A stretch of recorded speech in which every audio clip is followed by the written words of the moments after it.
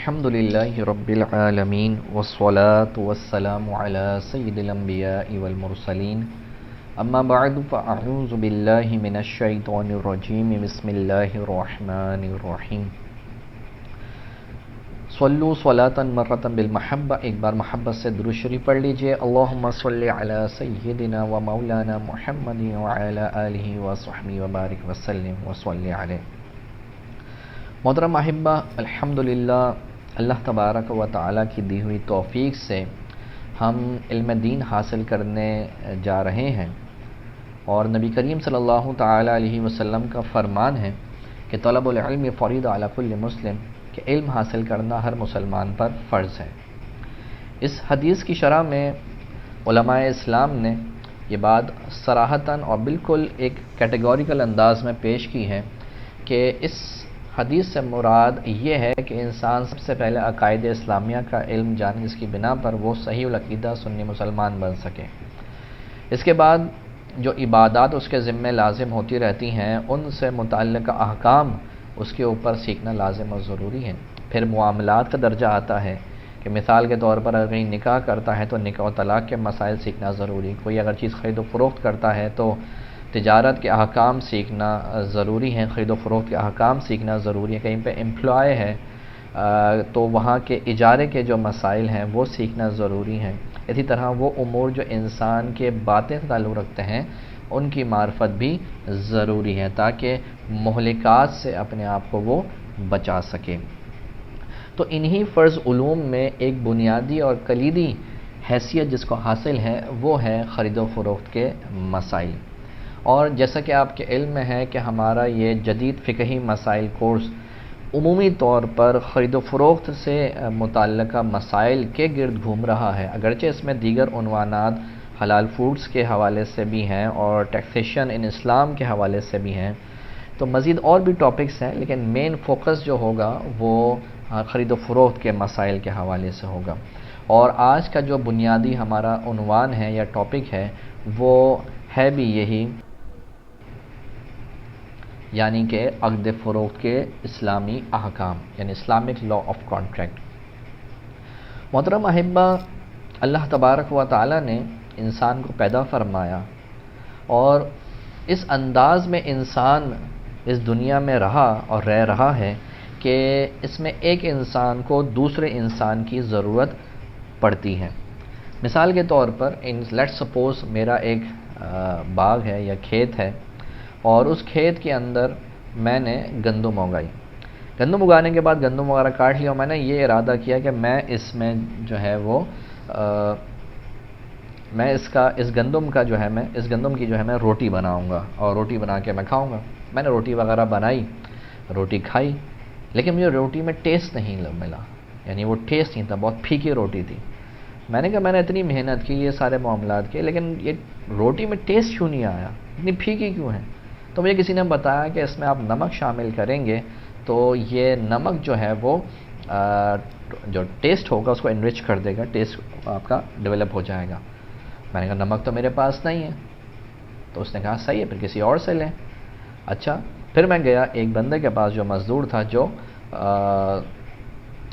جو سمندر وغیرہ ہے وہاں سے وہ نمک نکالتا تھا، پورا پروسیس وغیرہ کر کے نمک اس کے پاس ہوتا تھا۔ تو میں نے اس کو کہا مجھے نمک دے دو۔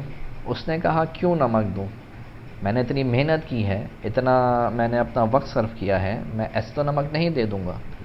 تو اب میرے پاس دو آپشنز ہیں، یا تو میں زبردستی اس سے لے لوں، اس کو ماروں، 1 2 3 پنچ کروں اور لے کے آ جاؤں، یا پھر میں اس کو کوئی چیز دوں جس کی اس کو ریکوائرمنٹ ہے، جو وہ چیز چاہتا ہے، اور اس کے بدلے میں وہ چیز لے لوں، یعنی نمک میں لے لوں تاکہ اپنی ضرورت پوری کروں۔ تو معلوم یہ ہوا کہ ضرورت پوری کرنے کے دو طریقے ہوئے، ایک یہ ہے کہ زبردستی کسی سے لے لینا بغیر اس کی رضامندی کے، اور ایک ہے کہ اس کی رضامندی کے ساتھ اس کو کوئی چیز دیں اور پھر لے لیں۔ اب ہر ایک انسان، ذی شعور انسان یہ سمجھتا ہے کہ اگر زبردستی کسی سے چیز لیں گے تو یہ ظاہر سی بات ہے اس کے حقوق کے خلاف ہوگا، اور یہ کسی بھی طریقے سے ہر ذی شعور معاشرے کے اندر قابل قبول نہیں ہے۔ تو پھر رہ گیا آپشن یہ رہ گیا کہ میں اس سے وہ چیز جو میری ریکوائرڈ چیز ہے، کوئی چیز دے کر اس سے حاصل کروں، اور یہ ہے بیسیکلی خرید و فروخت کا معاملہ۔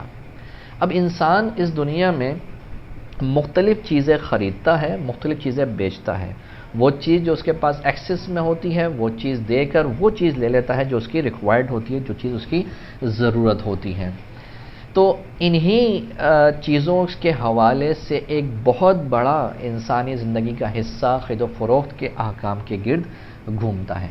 اسلام جو ہماری ہر جگہ رہنمائی فراہم کرتا ہے، تو کیسے ممکن تھا کہ اسلام اس سینیریو میں یا اس مجال میں ہماری رہنمائی نہ کرے؟ تو اسی لیے شریعت مطہرہ نے کچھ احکام وضع کیے ہیں اور خرید و فروخت کے حوالے سے، اور انہی احکام کو ہم کہتے ہیں عقد فروخت کے اسلامی احکام یا اسلامک لا آف کانٹریکٹ۔ یہاں یہ بات بھی عرض کرتا چلوں کہ مختلف اسلامک فائنینشیل انسٹیٹیوٹس کے اندر جہاں پر پروفیشنلز آتے ہیں تو ان کو ایک خاص انداز میں یہ چیز بیان کی جاتی ہے۔ ان کو بس ایک سرسری طور پر چیز ہوتی ہے جو ایک خاص حد تک ویلڈ ہوتی ہے، لیکن جو باریکیاں ہوتی ہیں اور ڈیٹیلز ہوتی ہیں وہ ان کو نہیں بیان کی جاتی، جس کی بنا پر کچھ نہ کچھ کمی رہی جاتی ہے۔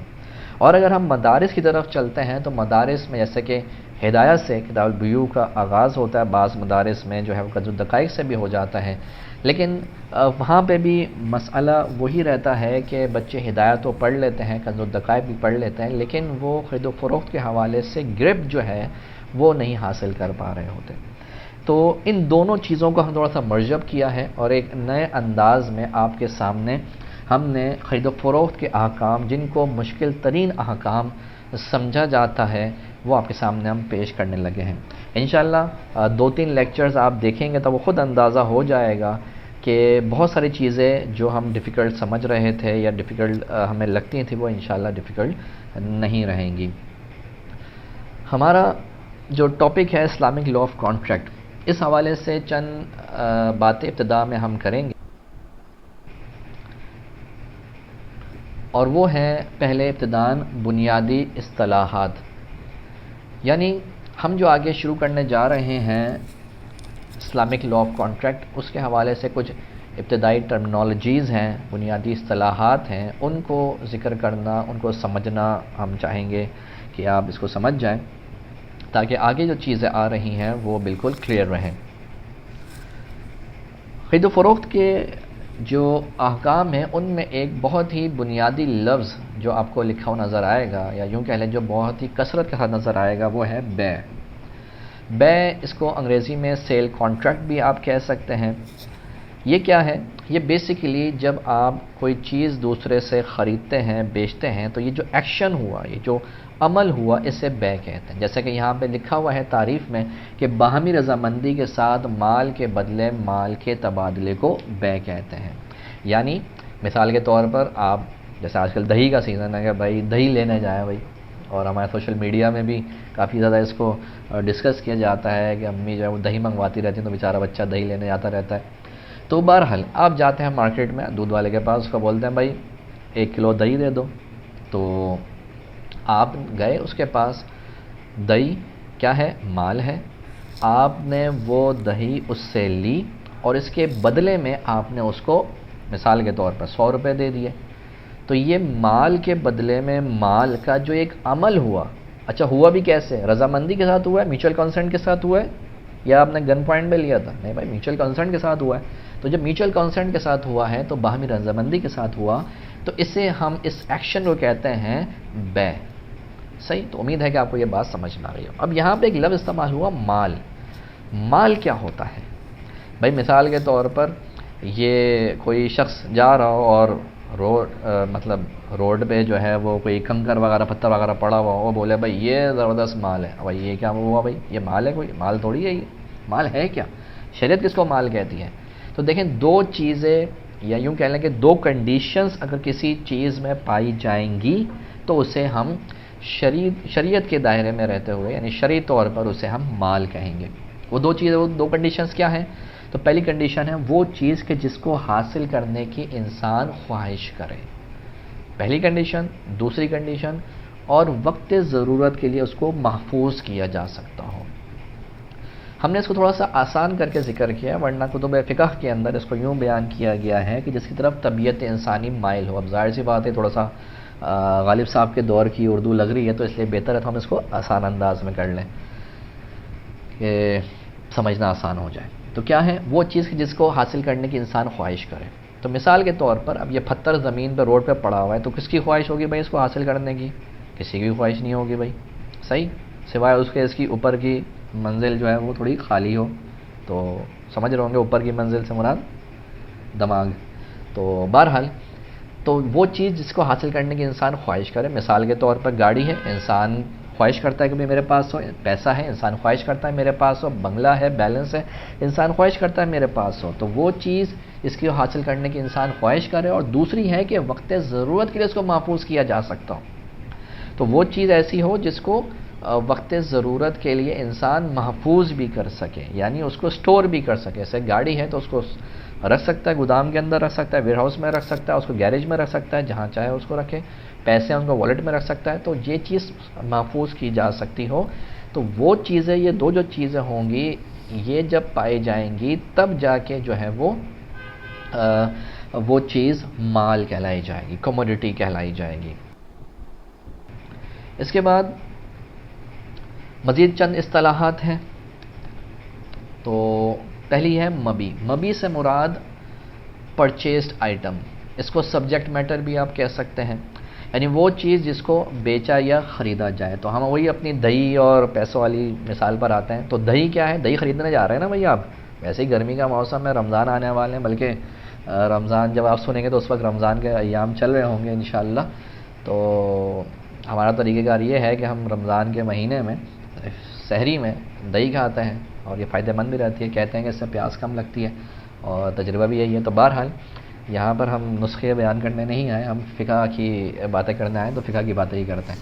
تو بھائی مبی جیسے ہماری دہی ہے، تو آپ نے جا کے جو مارکیٹ سے چیز خریدی ہے وہ کیا ہے؟ وہ مبی ہے، وہ پرچیزڈ آئٹم ہے. تو کہتے ہیں وہ چیز جس کو بیچا یا خریدا جائے. اسی طرح ایک لفظ ہوتا ہے ثمن. ثمن کیا ہے؟ Agreed price. ایگریڈ پرائس سے کیا مراد؟ اس کو پرائس کیوں نہیں لکھ دیا میں نے؟ ایگریڈ پرائس کیوں لکھا؟ اس کی وضاحت کرتا ہوں، پہلے اس کی تعریف دیکھ لیں. کہتے ہیں وہ جو مبی کے بدلے میں فروخت کنندہ کو دی جائے.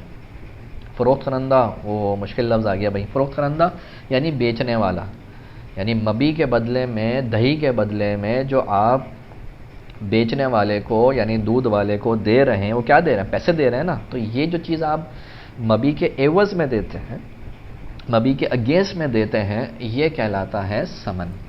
اب سوال یہ پیدا ہوتا ہے کہ ایگریڈ پرائس کیوں لکھا میں نے؟ دیکھیں دو چیزیں ہوتی ہیں، ایک ہوتا ہے شریعت کی اصطلاح میں قیمت، اور ایک ہوتا ہے ثمن. قیمت اس کو یوں کہہ لیں آسان لفظوں میں سمجھانے کے لیے، جو انسان منہ سے پرائس بولتا ہے نا، ویسے بولتا تو منہ سے ہی ہے بندہ، لیکن بہرحال کہنے کے طور پہ عرض کر رہا ہوں کہ جو چھوٹتے ہی انسان جو پرائس بتاتا ہے نا، وہ قیمت کہلاتی ہے. پھر جب آپ نیگوسیشن کر کے جو ہے وہ اس کی قیمت کو کم کرتے ہیں، جیسے آپ جاتے ہیں مثال کے طور پر گائے وغیرہ خرید رہے ہیں، یا گائے وغیرہ چھوڑیں بلکہ لائٹ ہاؤس جاتے ہیں آپ جوتا وغیرہ خریدنے کے لیے، تو ہمارے خان صاحب جوتا جو ہے وہ دیکھتے ہی بولتے ہیں بھائی یہ جوتا 5,000 روپے کا ہے. اب 5,000 روپے کا جوتا کون خریدے گا؟ اس سے کوئی نہیں خریدے گا. تو ظاہر سی بات ہے یہاں کا جو بندہ ہوتا ہے بولتا ہے خان صاحب تم بولتا ہے 5,000، ہم 5,000 نہیں دے گا، ہم تمہیں دے گا 100 روپے. اب 100 روپے کہاں 50,000 کہاں 5,000. تو یہ بہرحال تو یہ 5,000 جو اس نے بولا نا، یہ جو اس نے ابتداءً منہ سے بولا، یہ قیمت ہے. تو جو بھی اس کی قیمت ہے، جو بھی مارکیٹ ویلیو چل رہی ہے وہ قیمت ہے، اور جو پھر جس پہ نیگوسیشن کر کے چیز خریدی جائے نا، وہ کہلاتی ہے ثمن. تو بعض دفعہ قیمت اور ثمن ایک ہی ہوتی ہے، جیسے کہ فکس ریٹ ہے باٹا کے، صحیح ہے، آپ خریدنا جا رہے ہیں جتنا ہے اتنا ہی کا ہی ملے گا، تو قیمت اور ثمن دونوں برابر ہیں. اور بعض دفعہ یہ ہوتا ہے کہ بھائی قیمت زیادہ ہوتی ہے، آپ اس پہ نیگوسیشن کر کے کمی کرتے ہیں، تو وہ جو طے پاتی ہے فائنلی وہ ثمن کہلاتی ہے. اچھا بھائی، پھر اگلا لفظ ہے بائے. بائے یہ بائے والا بائے نہیں ہے، بائے سے مراد یہاں پر فروخت کنندہ ہے، سیلر، یعنی وہ شخص جو چیز کو فروخت کرے. مشتری، یہ مشتری ہے، کوئی یہ نہ سمجھے کہ مستری لکھ دیا میں نے اور غلطی سے شین کے اوپر میں نے نقطے لگا دیے سین کے اوپر. یہ مشتری ہے. مشتری کا مطلب ہوتا ہے خریدار، بائر.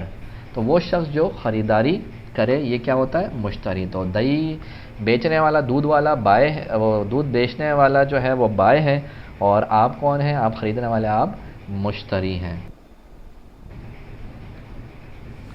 اس کے بعد مبی کے اعتبار سے بے کی چند اقسام ہیں، وہ ہم پڑھتے ہیں کہ بے کی وہ چند اقسام کیا ہیں۔ دیکھیں مبی کے اعتبار سے، یعنی مبی کو جو سبجیکٹ میٹر ہے، جو کموڈٹی ہے، اس کو بنیاد بناتے ہوئے ہم بے کی مختلف اقسام ہم پڑھیں گے۔ جب ہم ان کی اقسام پڑھیں گے تو خود آپ کو اندازہ ہو جائے گا کہ یہ کیا چیزیں ہیں۔ ایک ہے بے مطلق، اس کو ایبسلیوٹ سیل بھی کہتے ہیں۔ وہ کیا ہے؟ بھائی نارملی جو آپ خرید و فروخت کرتے ہیں نا، اس میں کیا ہوتا ہے کہ جب آپ کے پاس پیسے ہوں، آپ پیسوں کے عوض میں کوئی چیز خریدیں۔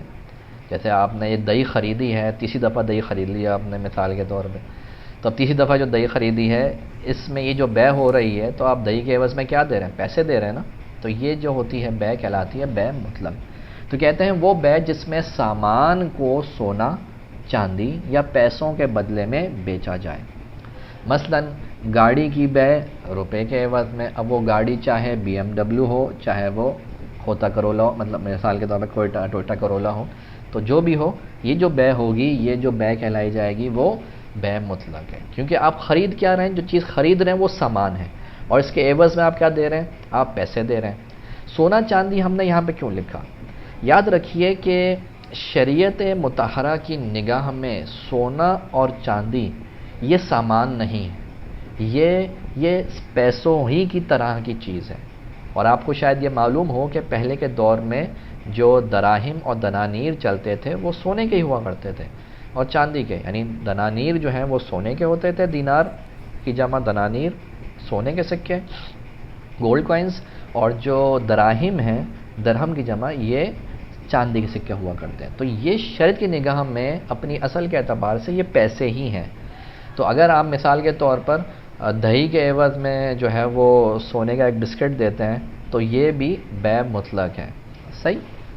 اچھا بے مقابل، لیکن دے مت دیجیے گا، ایسی میں مثال دے رہا ہوں، آپ کو یہ دینے میں بیٹھ جائیں اس کو تو مزہ ہی آ جائیں گے۔ تو بہرحال اگلا ہے بے مقاعدہ، یہ ہے بارٹر ٹریڈ۔ بارٹر ٹریڈ کا لفظ تو آپ نے اپنے اسکولنگ کے اندر بہت سنا ہوگا۔ بارٹر ٹریڈ کیا ہوتی ہے؟ یعنی جب سامان کی بے سامان کے بدلے میں، یعنی جب سامان کو سامان کے عوض میں بیچا جائے، تو وہ بے جس میں سامان کو سامان کے بدلے بیچا یا خریدا جائے، یہ بے مقایضہ کہلاتی ہے۔ مثلا گاڑی کے عوض میں موٹر سائیکل کی بے۔ اسی طرح اس کی اگر ایک اور مثال دیکھنی ہو تو جیسے ہمارے ہاں آپ نے دیکھا ہو، بعض علاقوں میں یہ معمول ہے، ہمارے ہاں کراچی میں، کہ لوگ آتے ہیں جو کپڑے وغیرہ لے کر سامان یعنی برتن جو ہے وہ فروخت کرتے ہیں۔ بعض برتن پلاسٹک کے بھی ہوتے ہیں اور جو ہے وہ اسٹیل کے بھی ہوتے ہیں۔ تو پرانے کپڑے لے کر نیا جو ہے وہ جو ہے ٹنسلس وغیرہ جو ہے سامان وغیرہ جو ہے وہ پتیلے وغیرہ وہ بیچتے ہیں، دیتے ہیں، تو یہ جو ہے وہ بے مقایضہ کہلاتی ہے۔ اچھا اس کے بعد ہے بے سلم یا سلف، یہ دونوں الفاظ استعمال ہوئے ہیں، حدیث کے اندر بھی ہیں۔ تو یہ کیا ہے؟ سیل آن ایڈوانس پیمنٹ۔ اس میں ہوتا ہے کیا ہے؟ بنیادی طور پر عمومی طور پر گاؤں دیہات کے اندر یہ چیز دیکھی جاتی ہے، یہاں بھی ہو سکتی ہے، اس کی مختلف صورتیں ہوں گی انشاءاللہ جب ہم اسلامک بینکنگ اینڈ فائنانس کے بارے میں گفتگو کریں گے تو بے سلم کو بھی ذکر کریں، کس طرح بے سلم آج کے دور میں جو فائنینشیل انسٹیٹیوٹس ہیں وہ کس طرح اس کو استعمال کر رہے ہیں اپنے سودی جو سابقہ سودی نظام ہے اس سے بچنے کے لیے۔ تو بے سلم کیا ہے؟ بے سلم کو یوں سمجھ لیں کہ ادھار سامان کے بدلے میں سونا چاندی یا پیسوں کو خریدنا۔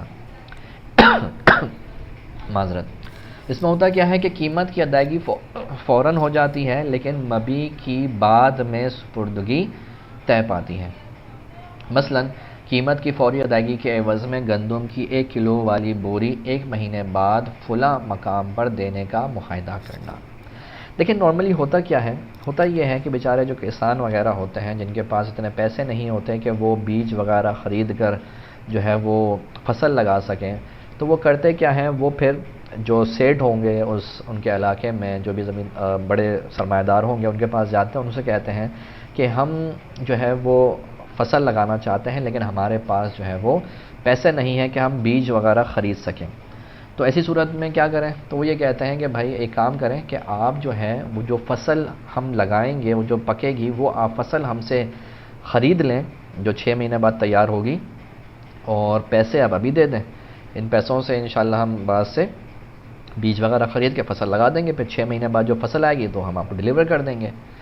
تو اصولی طور پر دیکھا جائے تو یہ بے جائز نہیں ہے، کیونکہ یاد رکھیے گا کہ مبی اگر معدوم ہو، یعنی مبی ایگزسٹ نہ کرتا ہو، تو شرعی طور پر یہ بے جائز نہیں ہے، یہ سیل کانٹریکٹ جو ہے یہ جائز نہیں ہوتا۔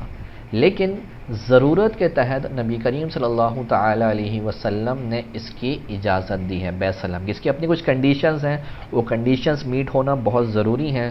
اگر وہ کنڈیشنز میٹ ہوتی ہیں تو یہ بے سلم جائز ہوتی ہے، ادروائز یہ جائز نہیں ہوتی۔ تو یہاں جب مدینہ شریف میں نبی کریم صلی اللہ علیہ وسلم تشریف لائے تو دیکھا کہ وہاں کے لوگ اس طرح کے معاملے میں انوالو تھے، تو نبی کریم صلی اللہ علیہ وسلم نے ان کی ضرورت اور ان کی بیسک نیڈ کو دیکھتے ہوئے اس کی اجازت مرحمت فرمائی تھی۔ تو بہرحال اس میں اصولی طور پر یہ بات ہوتی ہے کہ چیز نہیں ہوتی، لیکن وہ چیز جو بعد میں ہونے والی ہوتی ہے، سامان بعد میں تیار ہوگا، وہ آپ پہلے ہی فروخت کر دیتے ہیں اور اس کی قیمت لے لیتے ہیں۔ تو اس کو ہم یوں کہتے ہیں کہ ادھار سامان کے بدلے میں سونا چاندی پیسوں یا پیسوں کو خریدنا۔ تو یہ جو اس نے پیسے لے لیے، یہ اس نے بیسیکلی اپنا مال ادھار پر بیچ دیا، جو اس کے پاس آئے گی چیز وہ اس نے ڈیفرڈ کر دی کہ میں بعد میں اس کی ڈیلیوری کر دوں گا جب وہ چیز میرے پاس آئے گی، اور ابھی اس سے پیسے لے لیے۔ تو یہ جو بے ہوتی ہیں یہ کہلاتی ہے بے سلم۔ اس کے بعد آتی ہے بے صرف۔ بے صرف کو انگریزی میں کیا کہیں گے؟ انگریزی میں کہیں گے بھائی اس کو sale by exchange of money for money. یہ کیا ہے؟ یہ بیسیکلی وہ بے جس میں سونا چاندی یا پیسوں کو سونا یا چاندی یا پیسوں کے بدلے میں بیچا جائے۔ مثال کے طور پر جو آپ کی کرنسی ایکسچینج ہوتی ہے، یا آپ نے دیکھا ہوگا کہ سونے کے سیٹس خریدنے جاتے ہیں تو اس کے عوض میں پیسے دیتے ہیں، اس طرح چاندی کے چیزیں خریدنے جاتے ہیں تو اس کے عوض میں پیسے دیتے ہیں، یا سونے کے عوض میں سونے ہی کے کوئی بسکٹ وغیرہ دے دیتے ہیں، یا سونا خریدنا ہوتا ہے تو نیا پرانا سونا دے دیتے ہیں۔ یعنی سونے کے عوض میں یا چاندی کے عوض میں یا پیسوں کے عوض میں جو آپس میں یہ خرید و فروخت ہوتی ہے نا، اسے کہتے ہیں بے صرف۔ اسی طرح آپ کو دیکھا ہوگا یہ جو بس کنڈکٹرز ہوتے ہیں، یہ جو ہے وہ اسٹاپس وغیرہ پہ دیکھا ہوگا یہ بہت سارا کھلا لے کے بیٹھے ہوئے ہوتے ہیں، تو وہ ان کو بندہ نوٹ دیتے ہیں یا ان کو ریز گاری سے ہم چلڑ بھی کہتے ہیں، تو یہ اس کے عوض میں دے دیتے ہیں۔ تو یہ کیا؟ یہ بے صرف ہے۔ یعنی آسان لفظوں میں یوں سمجھ لیجئے، جب پیسوں کو پیسوں کے لیے خریدا جائے یا بیچا جائے، جیسے نئے نوٹ کو پرانے نوٹوں کے عوض میں بیچا جاتا ہے، یا پھر سونے کو سونے کے عوض میں بیچا جائے، جیسے آپ ایک سیٹ دے کر دوسرا سیٹ خرید رہے ہوتے ہیں، یا چاندی کو چاندی کے عوض میں بیچا جائے، یا اسی طرح سونے کو چاندی کے عوض میں بیچا جائے، یا سونے کو پیسوں کے عوض میں بیچا جائے، یا چاندی کو پیسوں کے عوض میں بیچا جائے، یا چاندی کو سونے کے عوض میں بیچا جائے، یا اسی طرح پیسوں کو چاندی یا سونے کے عوض میں بیچا جائے، تو جتنی بھی ان تینوں کے گرد یہ ساری جو بے ہوتی ہیں اسے ہم کہتے ہیں بے صرف۔ اس کے اپنے رولنگس ہیں، اپنے اس کے احکام ہیں، انشاءاللہ وہ آگے جا کے ہم ڈسکس کریں گے۔ کیا ہوتا ہے کہ کیا اگر ہم نئے نوٹوں کو پرانے نوٹوں کے عوض میں خریدتے ہیں تو کیا شرعی طور پر یہ جائز ہے یا نہیں؟ اسی طرح اگر ہم سونے کا سیٹ لینے جاتے ہیں اور سونے کا سیٹ ہی دے رہے ہوتے ہیں تو اس میں جو ڈیڈکشن وہ کرتا ہے، میکنگ کے چارجز لیتا ہے، تو کیا یہ شرعی طور پر جائز ہوگا یا نہیں؟ انشاءاللہ ان کو آئندہ آنے والے لیکچرز کے اندر ہم ڈسکس کریں گے۔ اس کے بعد اب ہمارا جو عنوان ہے وہ ہے ثمن کے اعتبار سے بے کی اقسام۔ ثمن یاد کر لیں، وہ چیز جو پرائس ہوتی ہے، یعنی یہ وہ بے کی اقسام ہیں جن کو پرائس کی بنیاد پر ہم کیٹیگرائز کریں گے یا کلاسیفائڈ کریں گے۔ تو یہ 4 اقسام ہیں: بے مرابحہ، بے تولیہ۔ تولیہ، جی ہاں، یہ تولیہ وہ تولیہ نہیں ہے جس سے آپ ہاتھ منہ پوچھیں گے، بلکہ یہ تولیہ الگ ہے۔ بے ودیعہ اور بے مساومہ۔ بے مرابحہ، بے مرابحہ کیا ہے؟ دیکھیں، وہ بے جس میں جتنی قیمت میں خریدا اس سے زیادہ پر فروخت کر دیا۔ بعض دفعہ یہ ہوتا ہے کہ میں ایک چیز خرید کے لایا، مثال کے طور پر موبائل فون میرے پاس ہے 12,000 کا، میں خرید کے لایا اور میں اپنی دکان میں بیٹھا، کسٹمر میرے پاس آتا کہتا ہے کہ بھائی یہ موبائل فون مجھے آپ دے دیں 12,000 کا۔ میں نے کہا نہیں بھائی 12,000 کا تو نہیں دوں گا، میں نے خود 12,000 کا لیا ہے، تو بس آپ سے 2,000 روپے میرا کمیشن ہے، 2,000 روپے پروفٹ ہے، 14,000 روپے کا موبائل میں نے فروخت کر دیا۔ یعنی دیکھیں یہ کیا یہ بے کیسی ہوئی، یہ سیل کانٹریکٹ کیسے ہوا کہ اس میں نے اپنی پرچیزنگ جو پرائس تھی وہ میں نے ذکر کی اور ساتھ میں پروفٹ بھی ڈسکلوز کر دیا۔ پروفٹ ڈسکلوز کیا، پرچیزنگ پرائس، دونوں چیزیں جب بیان کر دی جائیں تو یہ جو بے ہوتی ہے یہ بے مرابحہ کہلاتی ہے۔ اب یہ ایک الگ بحث ہے کہ یہ بندہ کیوں بیان کر رہا ہے اپنا پروفٹ، تو بعض دفعہ کرنا پڑتا ہے، صحیح، جیسے کہ چیز بک نہیں رہی اور اس کو سامنے والے کو یقین دہانی کرانی ہوتی ہے کہ بھائی آپ جو ہے وہ زیادہ گھاٹے کا سودا نہیں کر رہے، بس اتنا پروفٹ میں لے رہا ہوں، تو بعض دفعہ اس طرح کرنا پڑتا ہے۔ تو یہ جو بے ہوتی ہے بے مرابحہ کہلاتی ہے۔ بے تولیہ، بے تولیہ کیا ہے؟ وہ بے جس میں اتنی قیمت پر خریدا اتنے پر ہی فروخت کر دیں۔ بھائی 12,000 روپے کا لے کے آیا بندہ، ایک عرصے سے رکھا ہوا ہے، اور اس نے کہا چلو یار اس کو اب نکال دو، تو اس نے کہا بھائی 12,000 کا ہے، آپ میرے بھائی ہیں، آپ کی شکل میرے بھائی سے ملتی ہے، تو بس آپ کی چہرے کے اوپر ہم نے جتنے کا لیا اتنے کا ہی دے دیا۔ تو یہ جتنے کا خریدا اتنے کا ہی دے دیا، تو یہ بے تولیہ کہلاتی ہے، اور اس میں سچ بولنا ضروری ہے، جھوٹ ووٹ نہیں چلے گا۔ ہاں اچھا، آگے ہے بے ودیعہ۔ بے ودیعہ کیا؟ یہ تو بھائی یہ بے ہے کہ بس اس کو یوں سمجھ لیں کہ یہ سلانی کی بے لگ رہی ہے کہ زیادہ میں خرید کے کم پہ بیچ دیا۔ مثال کے طور پر وہ بے جس میں اتنی قیمت پر خریدا اس سے کم قیمت پر فروخت کر دیا۔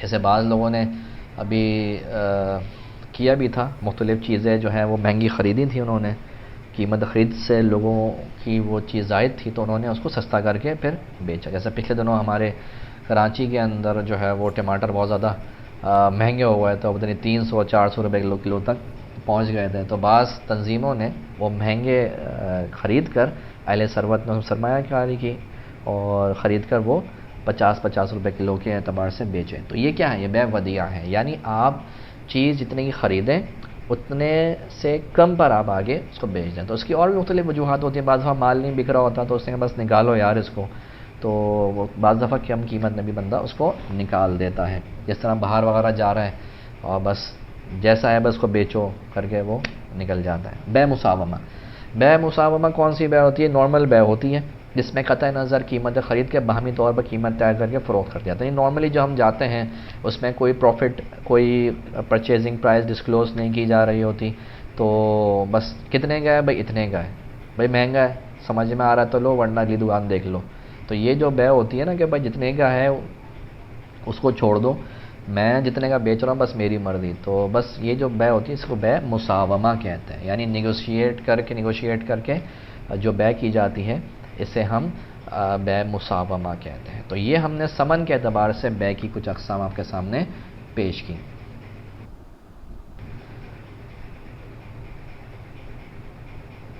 جزاکم اللہ خیرن کثیرا، یہاں تک کے لیے آج کا لیکچر ہے، یہ ہمارا part 1 Islamic law of contract کا مکمل ہوا۔ اس سلسلے میں آپ کے کوئی سوالات ہوں تو بالکل کیجئے، انشاءاللہ تبارک و تعالی ان کا جواب دیا جائے گا۔ نیکسٹ جو ہمارا لیکچر ہوگا اس کے اندر ہم وہ کنڈیشنز بیان کریں گے کہ جو ایک سیل کانٹریکٹ کو ڈیولپ کرتی ہے، کہ جس کے بعد سیل کانٹریکٹ بالکل بیسک لیول سے اکمپلش ہوتا ہے، پورا کمپلیٹ ہوتا ہے، اور یہ چیز بہت ہی زیادہ امپورٹنٹ ہے، اور ہمیں اللہ کی رحمت سے امید ہے کہ اگر آپ نے انشاءاللہ یہ جو کنڈیشنز ہیں یہ صحیح طور پر پڑھ لیں تو مختلف یا یوں کہہ لیں کہ 20 مسائل کے جواب جو خرید و فروخت سے متعلقہ ہیں آپ خود سے دینے کی آپ کے اندر استعداد پیدا ہو جائے گی۔ اللہ کریم سے دعا ہے کہ جو کچھ ہم نے سنا سمجھا، اس میں جو غلطی کوتاہی اپنے فضل و کرم سے معاف فرمائے، اور ہمیں جو چیزیں بیان کی گئی اس کو یاد رکھنے کی بھی توفیق مرحمت فرمائے۔ وآخر دعوانا ان الحمد للہ رب العالمین۔